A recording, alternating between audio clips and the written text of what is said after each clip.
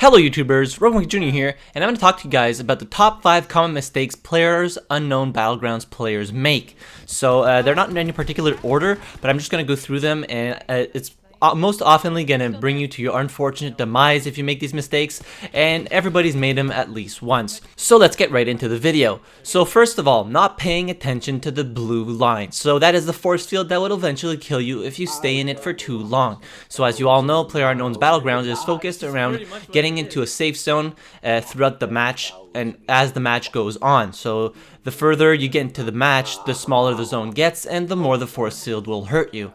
So this has happened to me, and you're just not paying attention. Maybe you're focused too much on players that are running across the fields, and you're just hiding in cover, or you're actually focused too much on looting, and you're not paying attention to where that force field is, and you get stuck in it with no vehicle and about half of the map to run, and this will unfortunately kill you if you stay in it for too long.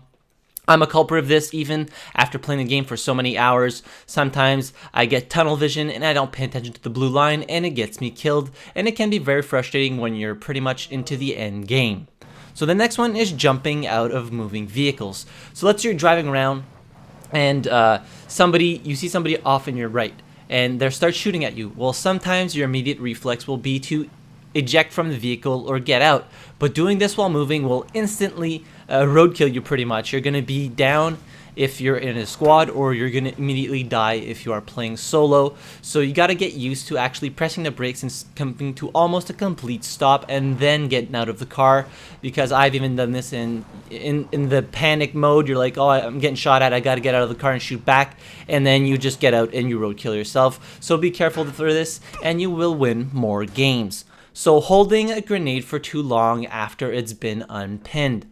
So we've all done this.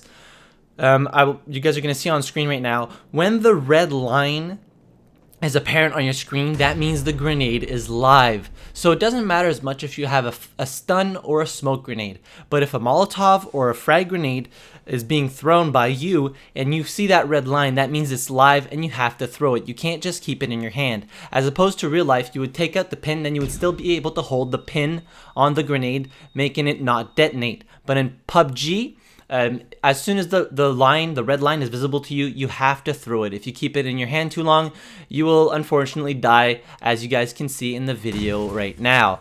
The next one is driving too erratically. Now, there's nothing wrong with doing some evasive driving, okay, but not everything is a rush. So let's say you're clear for a while and you're driving towards the white line and the circle's still pretty big. No reason to drive like a madman and like get all the jumps and all that, because more often than not you'll probably flip your car, and if you're in a motorbike, which is now in the game, you will probably die. If you guys haven't seen the video I made about this, I got a jump with the motorbike and I instantly died, including my 2 teammates. I'll leave a card up in the top right corner. But yeah, so driving evasively when you get shot at, or going by high risk areas such as villages and high loot areas, yes, you can do evasive driving, but make sure you just slow down when you're about to hit a jump, or when you're falling off a cliff, or like driving down a cliff. Just slow down. There's no reason to go real fast and turn abruptly, because this will more often than not result in you flipping your vehicle, and if you're out in the middle of nowhere with no other means of transportation, it will probably get you killed. And last but not least is being overconfident. And what I mean by this is that, let's say you're in a zone and you're really confident that nobody's around, or you're going to loot other buildings other than where you drop primarily out of the plane.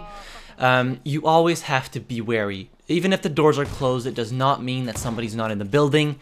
There can always be people there, and they just close the doors to make it look as though it's not looted. And then when you open the door, they shoot you in the face or in the back of the head. So always be wary of your surroundings. Pay attention.